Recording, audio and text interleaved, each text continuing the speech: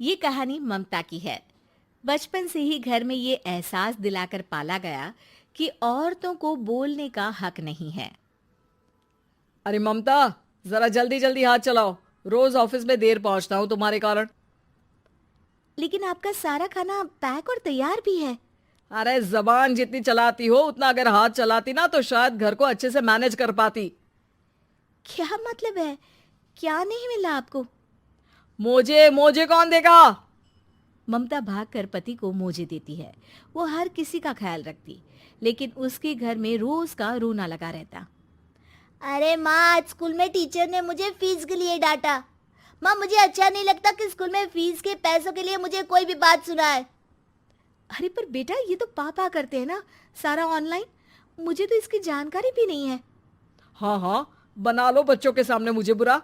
अरे करता तो मैं ही हूँ, माना, लेकिन मुझे कोई सपना थोड़ी ना आएगा कि बच्चों की फीस जमा करनी है।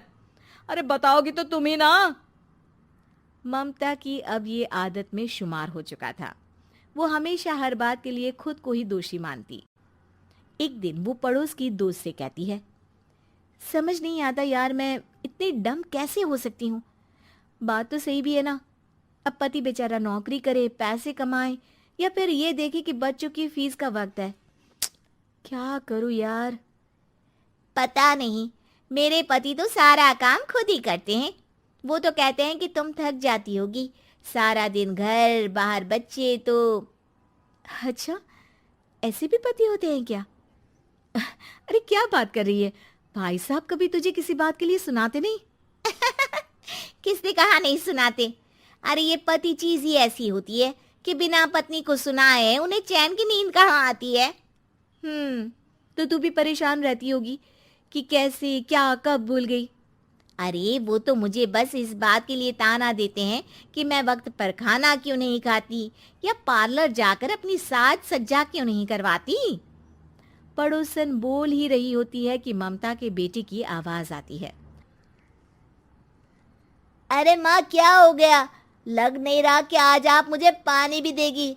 अरे कब से खाने के लिए वेट कर रहा हूँ। अरे यार, मैं चलती हूँ। बेटा खाने के लिए वेट कर रहा है, मैंने उसे खाना भी नहीं दिया। अरे 12वीं में पहुंच चुका है तुम्हारा बेटा, उसे बोलो खुद पानी लिया करे। मैंने तो अपने बच्चों को काम करना सिखाया है। अरे यार, खुद की भी तो कोई लाइफ है। माना जब नहीं कर सकते थे तो किया, लेकिन अब इतने बड़े बच्चों की हर बात मानेंगे तो मुश्किल तो अपने को ही होगी। ममता को पड़ोसन की बात में दम तो लगता है, लेकिन करे क्या, आदत भी तो खुद ही ने डाली थी। ममता घर जाती है कि तभी बेटी आ जाती है। माँ, परसों मुझे एक शादी में जाना है। तेरी वो जो लाल वाली साड़ी है ना, उसे दे देना। मैं आज जाकर टेलर को दे दूंगी, वो उस साड़ी से सूट बना देगा। अरे नहीं नहीं तारा, वो मेरी माँ ने मुझे दी थी और उस साड़ी से मेरी काफ़ी भावनाएं जुड़ी हैं।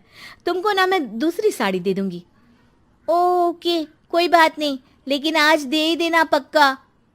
तारा माँ की साड़ी से सूट बनवाकर पार्टी में जाती है, लेकिन जब वो पार्टी से लौटती है, क्या है, मैं तो समझ ही नहीं पा रही हूँ। अरे जब वो साड़ी मांगी थी तो ये छल्ली सी साड़ी क्यों दे दी? मैं ही पागल थी जो इस साड़ी का सूट बनवा लिया मैंने। माँ, जानती भी हो कि कॉलेज में मेरी कितनी हंसी उड़ी। तभी वहां ममता का पति सुनील आ जाता है। अरे गवार औरत, जब बेटी साड़ी मांग रही थी तो दे देती ना। अरे पापा, इनके तो इमोशंस जुड़े थे उस साड़ी से। ममता इतने सब के बाद भी कुछ नहीं बोलती। मेरी बेटी की बेइज्जती हो गई, मैं बिल्कुल बर्दाश्त नहीं कर सकता ये। मैं नहीं चाहता कि मेरी बेटी से कोई भी ज्यादा सुंदर लगे पूरे कॉलेज में। जी, वो पढ़ने में तारा बिल्कुल अच्छी नहीं है, उसकी पढ़ाई पर आप ध्यान दीजिए ना। अच्छा, अब तुम मुझे बताओगी कि मुझे किस पर ध्यान देना और किस पर नहीं। रमेश जैसा ही ये वाक्य पूरा करता है, ममता की बेटी और पति उस पर जोर जोर से हंसते हैं। अरे ठीक है ना, पता ही नहीं चला कि कैसे वक्त इतना बीत गया। अरे कैसे पता चलेगा माँ, हम लोगों के पीछे जो तू बैताल की तरह चिपकी रहती थी, तुझे कैसे वक्त का पता चलता? ममता को पहले सास ससुर, फिर पति और बच्चों की तरफ से इस तरीके की बातें सुनकर उसका मन बहुत दुखी रहता था। एक दिन, सुनो ना, बहुत दिनों से कमर के नीचे बहुत दर्द रहता है। कल मैंने देखा तो एक फोड़ा था। अरे ममता, एक बार अपने पति से बात करो, वो तुम्हारा फोड़ा डॉक्टर को दिखा देंगे। अरे नहीं नहीं, वो तो गुस्सा हो जाएंगे। अरे क्यों गुस्सा हो जाएंगे? तुमको दर्द है? हाँ, लेकिन वो यही बोलेंगे कि ऑफिस जाऊं या फिर तुम्हें लेकर डॉक्टर के पास। तो बेटे से ही बात कर ले। अरे वो तो मैं कर लूं, लेकिन फोड़ा है ऐसी जगह कि उसे बताते मुझे शर्म आएगी। लेकिन कुछ ना कुछ तो करना जरूरी है ना। ऐसे कब तक फोड़े के दर्द से तड़पती रहेगी? अब तो सोच रही हूँ कि इनसे बात कर ही लूं, वरना दर्द के मारे कहीं मर ना जाऊं। लेकिन शाम को, ममता, क्या किया तुमने आज? खाने के डिब्बे में कैसा खाना दिया था? दाल खराब हो गई थी। कब की थी? दाल तो मैंने सुबह ही बनाई थी, खराब कैसे हो गई? अच्छा सुनिए ना, मुझे कहना है कि अरे गरम दाल बंद करोगी तो ऐसा ही होगा ना। बेइज्जती हो गई सबके सामने मेरी। ऑफिस वालों ने ऐसा मजाक उड़ाया कि क्या बोलूं। कल से ठीक से खाना देना है तो देना, वरना खाना देना बंद कर देना। बाहर खा लूंगा मैं। ममता, जो पति से अपनी परेशानी बताने वाली थी, वो अब ये सोचने लगती है कि कल से पति को खाने में क्या दे। अगले दिन ममता थकी थकी सी हालत में, आप लोगों के लिए नाश्ता बना दिया है, खाना बनाने की हिम्मत नहीं है आज तो। रात भर सोकर थक गई है ना, इसीलिए तो खाना नहीं बना सकती। हिम्मत नहीं हो रही है, मैं बस सोने जा रही हूँ। बस मैडम को सोने का बोल दो, फिर देखो कैसे सोती रहती है। माँ, फिर वही पराठा सब्जी। अरे हमारे साथ के दोस्त एक से बढ़कर एक नाश्ता खाना लेकर आते हैं, आप तो बस।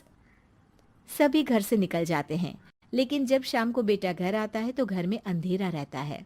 बेटा लाइट चलाता है। क्या माँ, तुम्हारा भी जवाब नहीं है बिजली का बिल बचाने के लिए?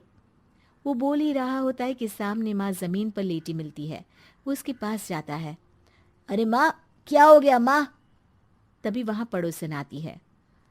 अरे बेटा, तुम्हारी माँ के पैर के पास एक फोड़ा है, जिसके कारण ये लगातार कमजोर होती जा रही थी। मैंने उसे पहले ही कहा था कि घर में बता दो, लेकिन तुम्हारी माँ किसी को तंग करना नहीं चाहती थी। तभी वहां डॉक्टर आ जाता है। अरे इनके ऑर्गन में दिक्कत है, कोई बात है जो इनके मन में खटक रही है। अरे नहीं नहीं, इसके मन में कोई बात नहीं है। कोई काम है नहीं ना इसके पास, सारा दिन बस घर में ही रहती है। देखिए, मैं तो ये नहीं जानता, लेकिन हाँ, इनके मन में हमेशा कोई बात रह जाती होगी, इसीलिए उनकी ये हालत है। अगर आप समय से नहीं ले आते तो हो सकता था कि। अरे नहीं नहीं डॉक्टर साहब, हम पूरी कोशिश करेंगे कि वो ठीक हो जाए।